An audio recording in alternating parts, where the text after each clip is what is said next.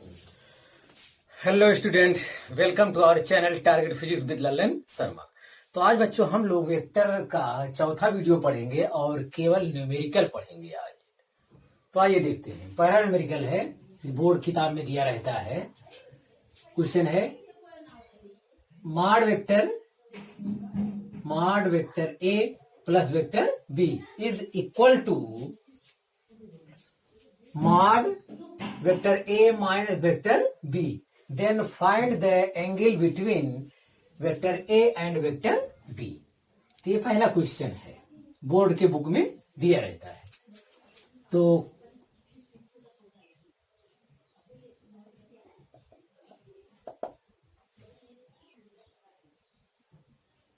इसको हम उतारते हैं।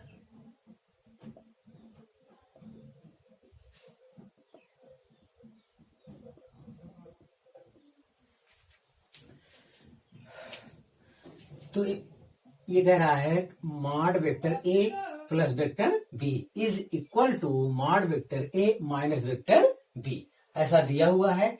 तो हमें ज्ञात करना है ए बी के बीच एंगल पूछा है, बोर्ड की किताब में दिया रहता है। तो जाहिर है कि अगर मॉड दिया है तो ये आंसर हमारा अंडर रूट में फार्मूला लगेगा। अगर इसी वक्त स्क्वायर लगा दें हम दोनों तरफ, क्वेश्चन 1 का सोल्यूशन है ये। स्क्वायर लगा देंगे तो अब हमें रूट नहीं लगाना होगा। तो ये हो जाएगा A square plus B square plus two A B cos theta is equal to हो जाएगा A square plus B square minus 2ab cos theta. तो ऐसे में ये हमारा कैंसिल हो जाएगा। इस 2ab को इस तरफ ले आएंगे तो आएगा 4ab cos theta is equal to 0। cos theta is equal to 0 आ जाएगा। और ये होता है cos 90 का मान 0 होता है। तो थीटा बराबर कितना आया? 90 डिग्री आया। तो ये आपका क्वेश्चन 1 का सलूशन हुआ। क्वेश्चन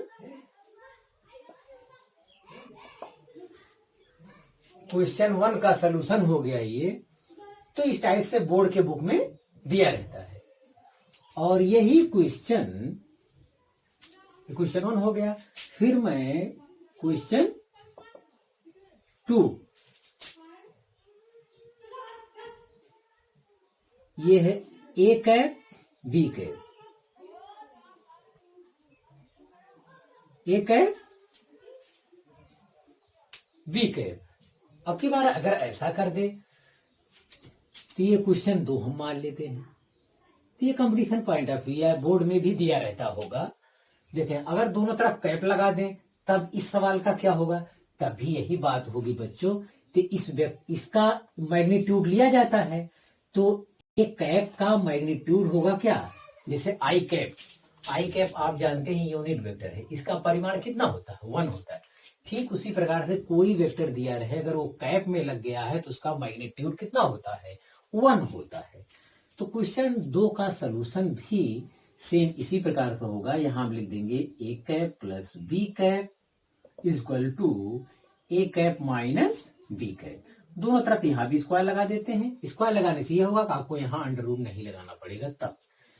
तो एक कैप का स्क्वायर का मतलब एक का स्क्वायर, क्योंकि यूनिट वेक्टर है, इसका मैग्नीट्यूड कितना होगा? 1 होगा। तो यहां हम लिखेंगे 1 square plus 1 square plus 2 into 1 into 1 into cos theta is equal to हो जाएगा 1 square plus 1 square minus 2 into 1 into 1 into cos theta. तो ऐसे केस में 1 1 कट जाएगा, इससे ये कैंसिल हो जाएगा, इससे ये कैंसिल हो जाएगा। तो 2 cos थीटा यहाँ है, माइनस 2 cos थीटा इधर है, इधर ही आएगा। तो ये हो जाएगा 4 cos theta. 4 cos theta equal to 0। तो ये cos थीटा इक्वल टू 0 हो जाएगा। और ये cos किसका मान 0 होता है? cos 90 डिग्री का। तो थीटा इक्वल टू 90 डिग्री। तो ये सवाल हुआ। ये क्वेश्चन 1 भी था यही। अगर इस टाइप के लिखा है तब भी उसका थीटा बराबर 90 अंश आता है। अगर यूनिट वेक्टर के रूप में दे देता है, जैसे कंपटीशन में दिया रहता है इस टाइप से, तब भी लड़के कंफ्यूज होते हैं। तो इस ये हुआ आपका हल। तो आप इसे उतार लीजिए।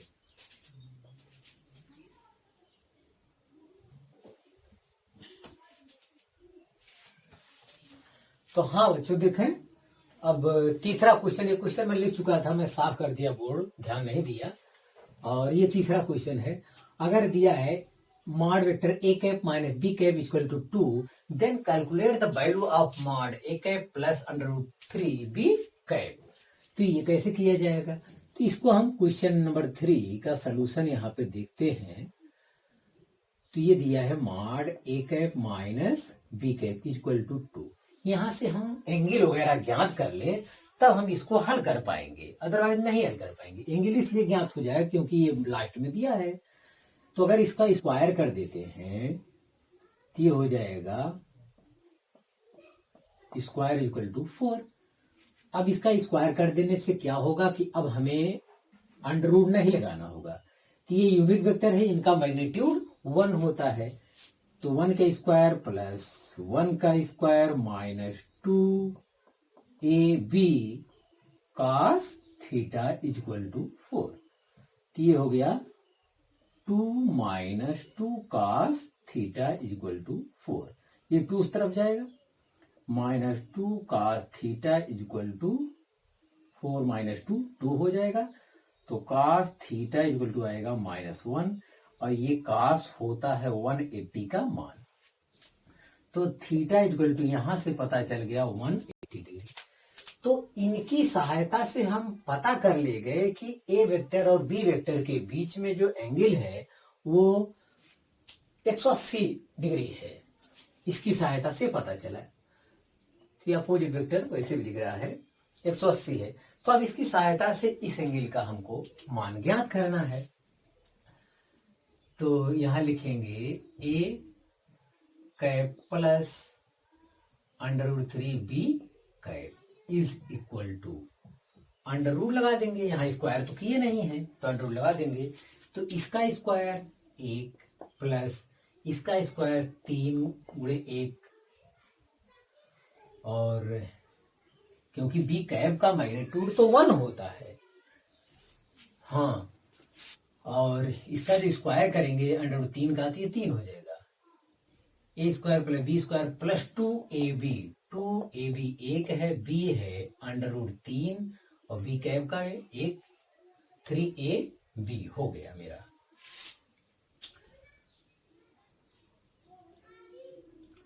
हाँ, 2ab cos 180, क्योंकि एंगल हमें ए बी के बीच पता चल गया है। तो यहां से हो जाएगा 1 plus 3 plus 2 under root 3 cos 180 minus 1, तो हो जाएगा अंडर रूट में 4 माइनस 2 अंडर रूट 3। तो इसका जो आंसर होगा, आंसर विल होगा under root 4 minus 2 under root 3। तो इस सवाल का ये सलूशन हुआ। तो हम समझते हैं, आप उतार लीजिए और हम आगे हल कर रहे हैं।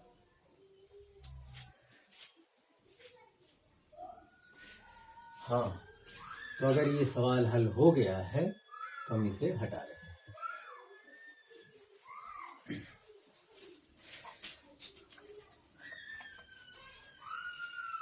तो आज बच्चों हम YouTube पर बेसिक मैथ भी, कुछ लड़के फोन किए, बेसिक मैथ उनका है इनकम्प्लीट है, जिसकी वजह से न्यूमेरिकल हल करने में उनको प्रॉब्लम होती है। तो बेसिक मैथ का वीडियो डालना है, और वो वीडियो भी सब लोग अवश्य देख लें। हाँ, तो क्वेश्चन नंबर 4 देखते हैं। तो ये क्वेश्चन हमारा हो गया। अब इस क्वेश्चन का solution, if vector A equal to इतना, वेक्टर बी इक्वल टू इतना, find a unit vector of A minus B. मतलब हमें पहले ए माइनस बी ज्ञात करना है। ए माइनस बी, तो ए कितना है? ए है 3i cap plus 2j cap. के कैप तो है नहीं, आपका मर्जी, 0 करके ऐसा रख दो, माइनस बी कैप। बी है आपका 2i cap plus 3j cap minus के कैप। ऐसे किया जाएगा। ये ए वेक्टर है, ये बी वेक्टर है, घटाना है तो आई में से आई को घटाएंगे। 3 - 2 1 तो आई कैप आया। 2j - 3j तो -j कैप आएगा, क्योंकि 2 कम है 3 ज्यादा है, ऋण वाला माइनस वाला ज्यादा है, और ये तो है ही नहीं, 0 है, और minus minus plus K cap आया। तो ये vector A minus vector B बराबर कितना आया? इतना आया। अब इसे एक वेक्टर के रूप में भी मान सकते हैं, माना वेक्टर पी है, ऐसा भी मान सकते हो आप। तो एक वेक्टर हो, घटाने के बाद एक वेक्टर आया ना ये, तो इसका यूनिट वेक्टर कह रहा है। तो यूनिट वेक्टर बराबर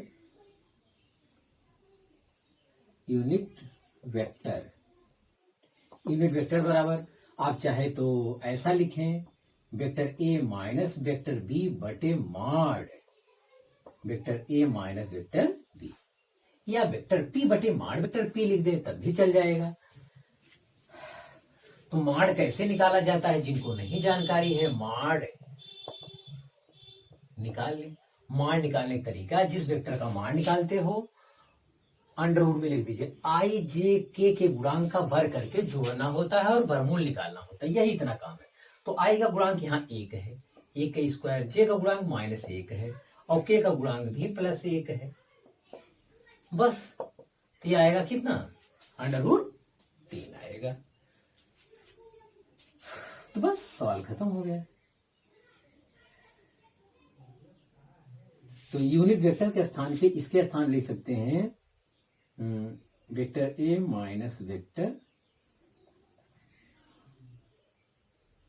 या एक साथ कैप लगा दें, ऐसा भी हो सकता है, या पी लिखें तो यहां कहेंगे क्या, पी कैप बराबर, या रहने दो यूनिट वेक्टर ही सही। तो ये वैल्यू है ए माइनस बी, घटाने पर कितना है, यहां कहेंगे आई कैप माइनस जे कैप प्लस के कैप हो जाएगा, और इसका मैग्नीट्यूड वेक्टर कितना है, √3।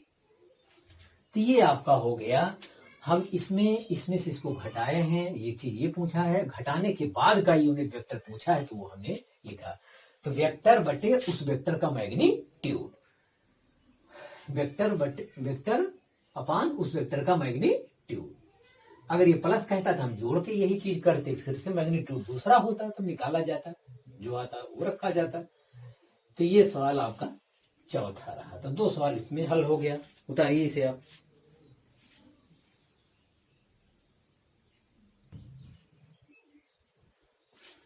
हाँ विद्यार्थी, अगला क्वेश्चन देखें।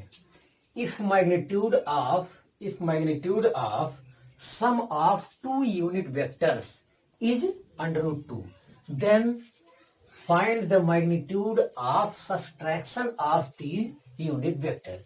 तो क्वेश्चन 5 का सलूशन देखें। सॉल्यूशन, क्वेश्चन 5 का सलूशन देखें। ये कह रहा magnitude of sum of 2 unit vector. तो अब 2 यूनिट वेक्टर क्या मान लें, A cap plus P cap मान लेते हैं। ये कितना दिया है, √2 हमको दिया गया है। Then find the magnitude of subtraction of these vector, इसका डिफरेंस वाला हमको चाहिए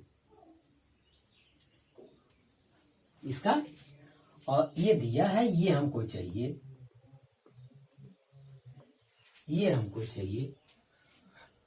अब ये चाहिए तो जाहिर है कि इससे पहले इसका हम क्या कर लें, इसकी सहायता से एंगल ज्ञात कर लें किसका होता है। तो चलो देखते हैं। तो इसका हो जाएगा अंडर में, ये मैग्नीट्यूड है, तो 1 वर्ग प्लस 1 वर्ग प्लस 2 गुणे 1 गुणे 1 गुणे कॉस थीटा इक्वल टू हो जाएगा √2। Square root on both side, squaring on both side, squaring on both side, दोनों तरफ का स्क्वायर करेंगे तो रूट खत्म हो जाएगा। तो यह आ जाएगा 2 + 2 cos थीटा इक्वल टू हो जाएगा 2। यहां से ये कट जाएगा, मतलब 2 में से 2 घट जाएगा तो आएगा 0, मतलब cos थीटा इक्वल टू आया 0। और ये किसका मान होता है, cos 90 का मान 0 होता है। तो थीटा इक्वल टू 90 डिग्री। तो ये जो वैल्यू दिया है दो यूनिट वेक्टर का सम कितना है, √2 है। इसकी सहायता से हमें पता चल गया कि वो दोनों वेक्टर परपेंडिकुलर हैं। अभी कह रहा है कि इनका सब्ट्रैक्शन हमको ज्ञात करिए, ये चीज ज्ञात करना है, तो कोई दिक्कत नहीं है। तो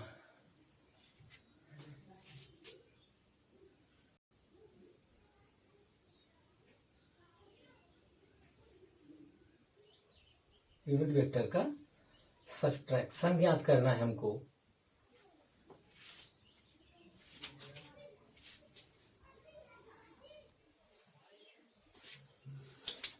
हाँ विद्यार्थी, ए कैप बी के परस्पर परपेंडिकुलर है, तो ए माइनस बी हमसे पूछा है। ए माइनस बी बराबर क्या हो जाएगा,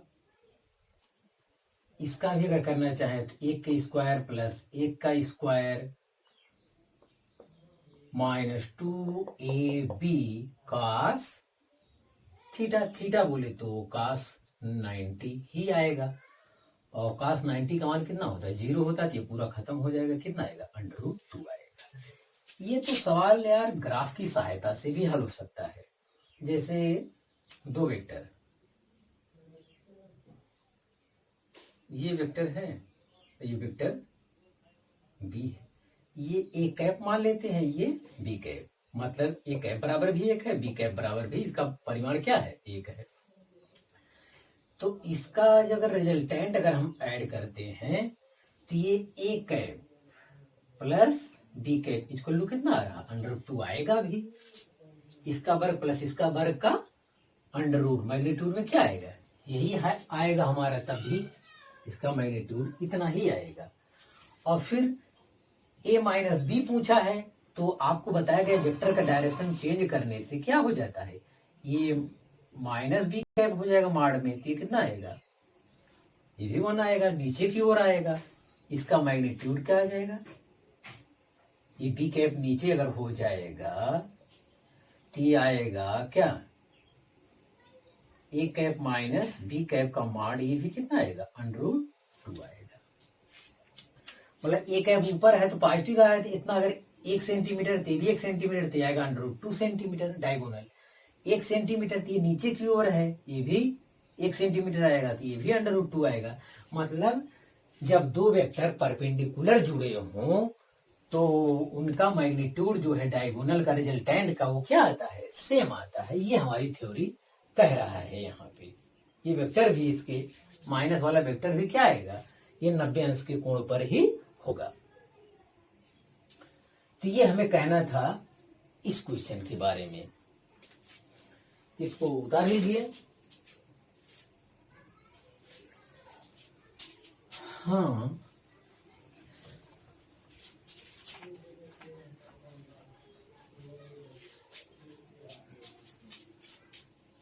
अब ये भी हमारा हो गया, तो अब क्वेश्चन 6 का सलूशन देखते हैं।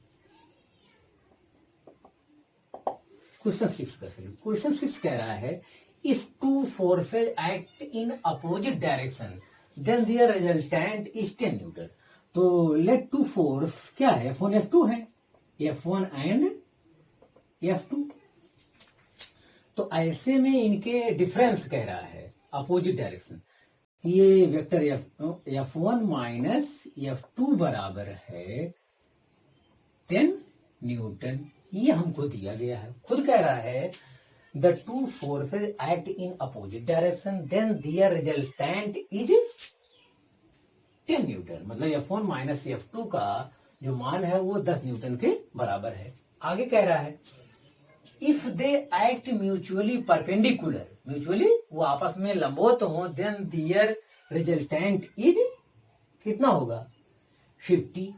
अगर ये वेक्टर परस्पर क्या हो, लंबवत हो, फोर्स अगर ये लंबवत हैं तो इनका रिजल्टेंट कितना होगा 50 न्यूटन होगा। तो ये F1 है, ये F2 है, तो इसका मतलब है ये 50 न्यूटन होगा।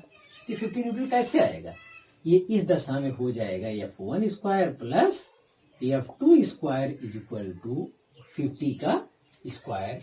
यही हो सकता है, अगर ये बल F1 है, F2 है, इसका वर्ग धन इसका वर्ग बराबर इसका वर्ग हो जाएगा। तो यहां से जो रिलेशन हमको मिला वो F1 square plus F2 square equal to हो जाएगा कितना। ये समीकरण 2 हो गया, हमको मिल गया। अब बोलो क्या किया जाए। F1 square plus F2 square हमको पता चल गया, इतना आया। F1 माइनस F2 पता चल गया, और हमको find the magnitude of both forces, अलग अलग फोर्स का मान चाहिए। तो अब क्या करें, इसका स्क्वायर कर देते हैं।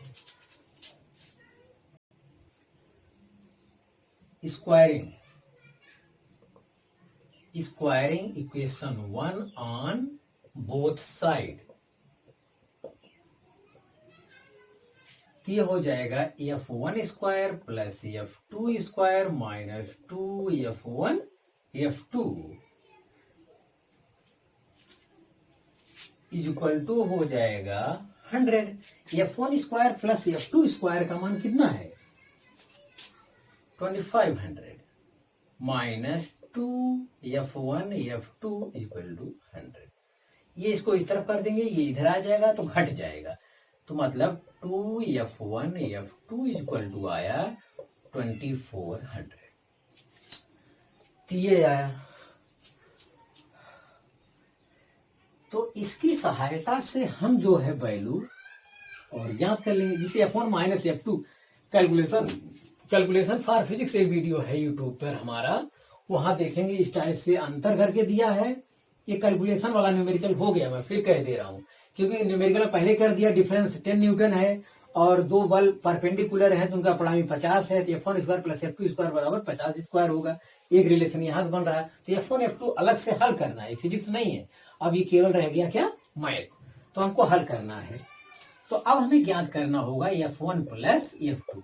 F1 प्लस F2 ज्ञात करने के लिए होगा F1 माइनस F2 का होल स्क्वायर कर लेंगे वहां पे। F1 square plus F2 square minus 2F1 F2 होता है, तो मैं कर दूंगा प्लस 4F1 F2। प्लस 4 कर देने से इसका माइनस 2 वाला भी कैंसिल हो जाएगा, प्लस 2F1 F2 आएगा। तो अंदर जो बचेगा F1 square plus F2 square plus 2F1 F2, मतलब F1 प्लस F2 का होल स्क्वायर आएगा, और उसका वर्गमूल लेंगे तो F1 प्लस F2 आएगा। तो ये जब ये सूत्र सही है इसका मतलब। अब ये प्रयोग क्यों किए, क्योंकि इसका मान हमें ज्ञात है। ये होगा 10 का स्क्वायर, हाँ 4F1 F2 2 से गुणा कर देंगे तो 24 दूनी, ये 4F1 F2 4800 हो जाएगा।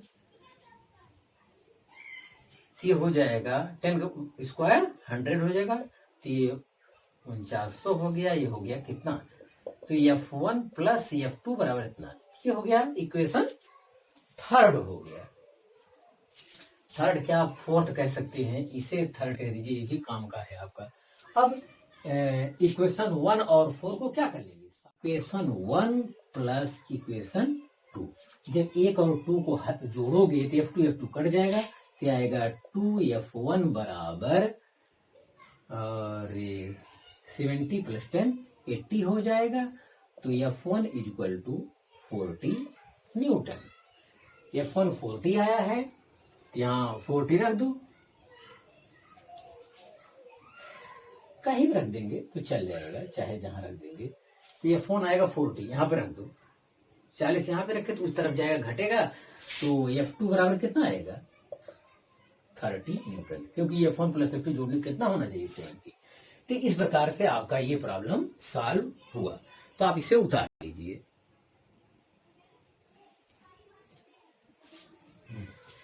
तो हाँ, एक सवाल और देख लीजिए। तो if the magnitude of sum of two vector is equal to the magnitude of difference of two vectors, the angle between these vectors is, ये चीज हम पढ़ा चुके हैं। तो एंगल कितना आया था मेरा 90, ये नीट 2016 में आया है क्वेश्चन।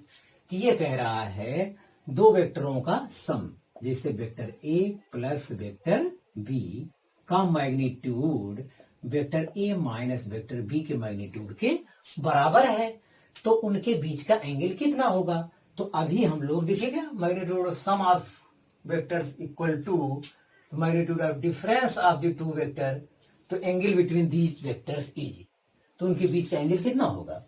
जैसे यहां बताया गया एक वेक्टर ये है, ये वेक्टर ये है, और उनका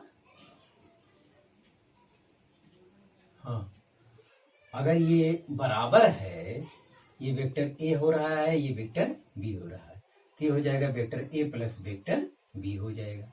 और वेक्टर बी को यहाँ क्या देंगे, क्या माइनस वेक्टर बी, तो इसका परिणामी क्या हो जाएगा, परिणामी हो जाएगा vector A minus vector B. ये मैग्नीट्यूड दोनों का क्या आएगा, समान आएगा, जितना लंबाई है उतना लंबाई ये है, मैग्नीट्यूड समान आएगा। तो ए बी के बीच एंगल जो होगा, ए वेक्टर के बीच, ए वेक्टर ये है, बी वेक्टर, ए बी के बीच वेक्टर जो है, अरे ए वेक्टर आपका डायरेक्शन में इधर जाएगा ना, और डायरेक्शन इधर जाएगा, तो दोनों वेक्टरों के बीच का क्या लिया जाता है, न्यून कोण ही तो लिया जाता है। तो फिगर से ही 90 पता चल गया, और हल किए हैं हम लोग अभी, तो फिर वही आएगा A square plus B square plus 2ab cos theta equal to A square plus B square minus 2ab cos theta. तो इससे ये कट जाएगा, इससे ये कट जाएगा, 4ab cos theta equal to 0 आएगा, cos थीटा इक्वल टू 0, ये cos किसका मान 0 होता है, cos 90, तो थीटा बराबर 90। तो ऑप्शन में कौन टिक लगाना होगा, ये चीज। तो आप मेहनत से पढ़ाई करते रहे, ऑल दी वेरी बेस्ट।